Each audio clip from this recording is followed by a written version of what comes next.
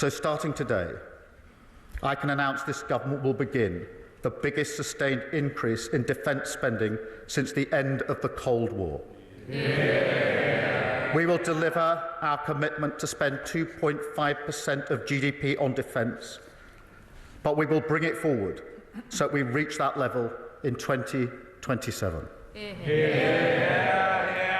And we will maintain that for the rest of this Parliament. And let me spell that out, Mr. Speaker.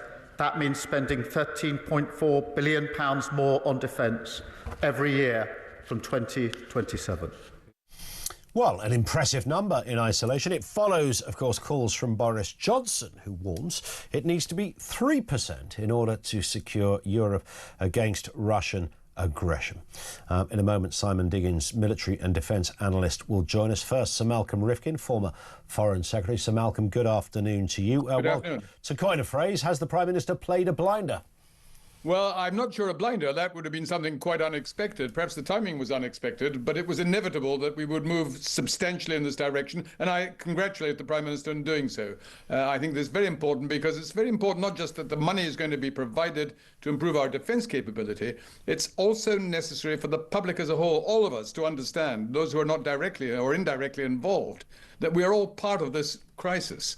That because of the new position of the American government under President Trump, and without the guaranteed assurance that our defence will be shared by them in the way it's been in the past, that really would be an incentive. Whatever happens in Ukraine, Putin has been seen to be a man who's prepared to invade neighbouring territories if he thinks he can get away with it. So I'm very pleased that we've started this process, but I don't actually think it's gone quite as far as it should. So you agree with Mr. Johnson, Boris Johnson, that 3% would be a more realistic and more obvious figure to look towards? It's not very meaningful to talk for most people to hear words about 2.3%, 4%. Yeah. What do these percentages mean? What I will say is at the moment we're spending 2.3%.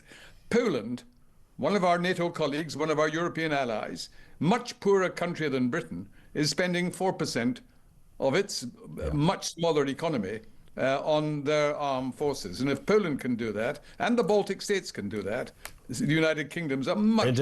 Well, I mean, what one might argue, there are obvious geographic reasons why their spending might be greater than ours. That is a perfectly fair comment, but it means that we've got to catch up at least with where they are.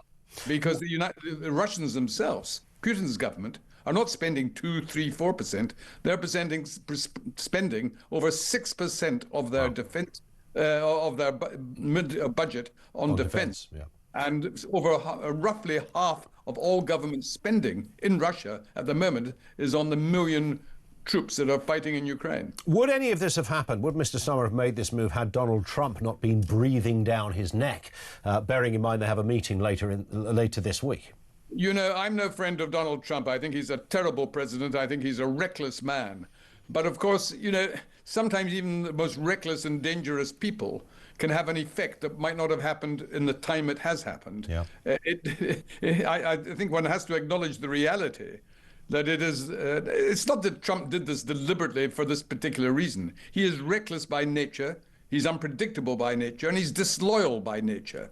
And therefore the rubbish he's been talking about as to the Russians not causing this war and Zelensky being a dictator, that's completely absurd. But sometimes in the midst of all this chaos, there has to be a realization in the democratic countries that if America has changed under Trump, we have to respond to that. And this would not have been on the table, this debate. It wouldn't have been at this stage had there it would not have been been a debate. No, not quite right. I think not just the armed forces themselves, but all those who take a serious interest in defence and national security. I was Defence Secretary myself in the 1990s before I was Foreign Secretary. All of us who've been involved in this territory have known for and have been arguing for some time that you had to have a real increase in defence expenditure. It had been cut far too far, and it has to increase. So the debate was going on. But, you know, unless you're in government, you don't have the heft, you don't have the means of delivering that view, that judgment, into reality. And the Conservative government were doing their best, and the Labour government were not doing quite so well, but now they've caught up. And that has to be acknowledged. And Sir Malcolm, what is your take on the way this is going to be funded? So it's the UK aid budget that is going to take a hit on this one. Now, previously, Mr Johnson had had a tinker around the edges with the UK aid budget, a bit of a fallout, and Labour, almost lost their minds when this happened. Here's Sir Keir Starmer doing pretty much the same thing. No, I think that's a fair comment, but I think the debate's a much wider one than just this particular announcement today, because what we are seeing already happening, the new German Chancellor, Friedrich Merz, the French government and the United Kingdom government, these are the three European states with a serious military capability. So if Europe is going to be able to protect itself, it's Britain, France and Germany.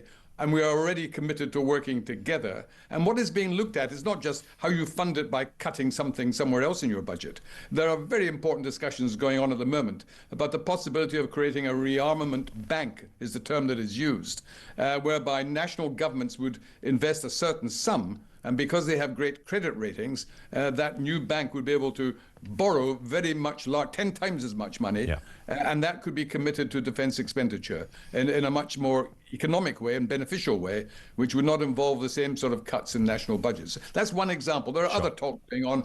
We already have control over 2.5 billion of Russian reserves, and I'm damned if we should see that going back to Russia. That can be used to help Ukraine, its own reconstruction, and that is something that does not involve a burden on British taxpayers. And what's your take on the wider issue of Ukraine and the war ending, coming to an end, or at least the beginning of the end? Listening to Mr Trump when he was meeting with Mr Macron yesterday, I think there were a couple of times in that sort of slightly curious, often a little clunky, but nonetheless compelling viewing moment in the Oval Office when they were chatting. And Mr Trump very casually talks about, this will be signed off by the end of the week. And I know that's sort of that's the way he rolls, right? But originally it was going to be in 24 hours. 24 hours. Yes. Now it's 2 or 3 weeks. No, but put that on one side, the timing. That's typical Trump rhetoric that we don't pay attention to.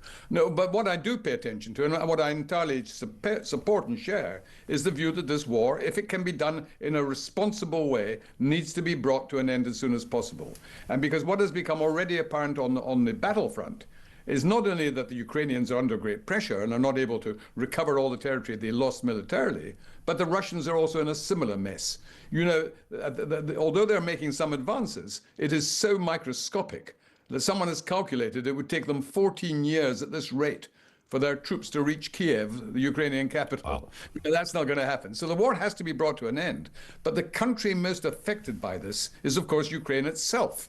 And what I despise the way Trump is behaving is the idea that their future can be negotiated without them having an equal position at the table discussing their own future. I'm afraid the comparisons made between now and Chamberlain and Hitler disposing of Czechoslovakia in 1938, they're not exact parallels. There are often big differences, but there's an uncomfortable comparison that can legitimately be made. So I'm pleased that Trump just yesterday announced that President Zelensky, whom he's been attacking and saying the most terrible things about, is being invited to Washington, to the White House, to meet him next week, we're told. If that happens, and if it's a meaningful discussion, then some of the damage that Trump has done might very slowly be able to be rectified. But I'm not optimistic. Trump's whole style is to say he wants to be chums with Putin, and we do not yet know for certain how much he's going to abandon Ukraine's legitimate interests in order to achieve that. So that's why a great care must be taken. So the final point, I'm delighted on this issue. In Britain, there's all-party support for Ukraine. I mean, this is not a party matter. True. Labour Party, Liberal Democrats, all strongly support the thrust of the current policy. Some might argue that, the Trump position, it's clearly unconventional. He shoots from the hip. He doesn't have, spads around him typing up pre-rehearsed lines and platitudes that are nice and clinical and full of diplomatic language and the patois of the international political elites, etc. He tells it like it comes into his mind and he just says it. Or does he? Because many would argue that actually what he does here, the bit about, you know, Zelensky's a dictator, which clearly demonstrably stupid thing to say, but the appearance of siding with Putin, that could just be an illusion, right? That could be his idea of getting his two around the table. Yeah, sure. I only wish we could legitimately come to that conclusion, that this was an illusion, but it's not an illusion, because we've known Trump's been around a long time. And he was president for 4 years. And even then, we know that first of all, he looks at every political issue as if it was a business deal. And when businessmen are trying to do deals, quite properly, they're concerned, will it be profitable or will they make an economic loss? That's the only thing that matters. Trump applies the same criteria to international relations with other countries. And that is wickedly stupid, because the reality is that when you're dealing with international crises, you cannot ask the Ukrainians, for example, just to add up which will be more profitable economically. They're trying to save their country.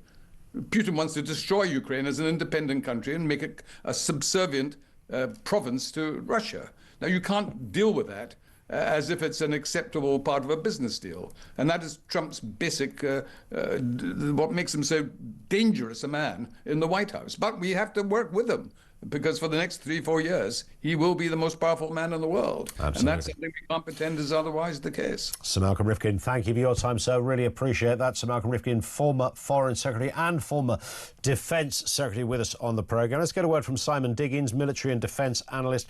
Simon, good afternoon to you. Fair play to Malcolm Rifkind. He knows both terrains rather well. Doesn't mean he's right on everything. Very suspicious of Trump, but he did acknowledge that, you know, Trump is unconventionally the person that's got this thing moving. What's your response, though, to the increase in the defence budget? Is that likely to be something that makes a bit of a difference, or is it game-changing? It's not game-changing. Good afternoon to you all. And I enjoyed listening to Sir Malcolm. It's not game-changing, and I think that's where the pressure to increase the defence budget to 3%, 4% is going to come, because I think the recognition will come very quickly that this will make a difference. It'll stop some of the endless pressure within the MOD, constantly looking for cuts. But in terms of substantive change, we're talking about near decades of neglect of particularly the conventional military budget, then increasing to 2.5% by 2027 is not going to make that difference. And that, unfortunately, is what we need. We know already that Putin's 8% of its GDP, as Sir Malcolm said, nearly 40%, 50% of their defence, of their overall budget is there. That means that Putin is ready to go, if he has a ceasefire this year, and conduct more adventurism within 2 to 5 years. You know, 2 years' time is 2027. So 2.5% by 2027 doesn't really seem to me to make a difference. We need something rather more substantive and rather more game-changing. I'll give you one example of that, if I may, very quickly. Yes, please. The Danish Chief of Defence Staff has been told by her Danish Prime Minister, buy. Literally, that's the message they've got out. Go out, basically, and rearm. That's the Danes. Now, we reckon that we are a leading military power. We need that sort of attitude, and that means the Treasury needs to unlock more than a percentage increase of 2.5% by 2027. We know Starmer. Indeed, Starmer is off to the White House, of course. We know that he's been having, you know, some in-depth dialogue with Macron around this issue. The smart money would suggest he's been doing the same with the new incumbent in Germany, who, by all accounts, might be also likely to increase spending. If he goes to see Trump and he can say, look, there's 3 of us here, we're all big players on the European stage. Between us, you know, you can clearly see that your previous remarks about the ineptitude of Europe in terms of defence are now misplaced, because we're the new kids on the block and we're on it. Is that going to work? And is he even likely to say that? Well, I think he's going to try and sell that. I mean, I think President Trump, and Sir Malcolm was correct, he's very much transactional. He sees this in terms of the deal. He also respects strength. He does not respect weakness. But I think he's going to be looking for something more than that. And I think we need to deliver more than that, not just in terms of pure money, but a different way to do our own business. And I'll give you, again, simple again, which is the relative amount of money spent by the Russians and ourselves. We talk about percentage of GDP. Actually, they spend about $145 billion a year. We spend about $80 billion a year on defence. Look what they get for their money and look what we get for our money. So along with those conversations about having a European rearmament bank, we need a completely different defence industry that delivers quality and quickly. What we have at the moment is saying it takes 15 minutes, 15 years, sorry, not 15 minutes, 15 years to do a simple change of a rifle. I mean, that's just not good enough. Not against a priority and not against a demand, which means we might have to end up fighting within 2 to 5 years. That's the imperative that we need to get across. And I think that's what Donald Trump's going to be saying to Prime Minister Starmer. And just very briefly, Simon, what is it we need? More boots on the ground, more planes, more tanks? What is it? Yeah, and everything. Modern warfare is infinitely complex, but, there are some basics that are not there. We need to stop hemorrhaging from the armed forces. We need to ensure that recruiting works for across the board, which means you probably need to pay our people more. We need to ensure that our stuff that's currently in storage can be got out of storage and can be used. And then we need kit and equipment that they can use within 2 to 5 years. So I'm afraid it's a really comprehensive package of change, and we need to have them quickly. Simon, thank you for your time as ever. Simon Diggins.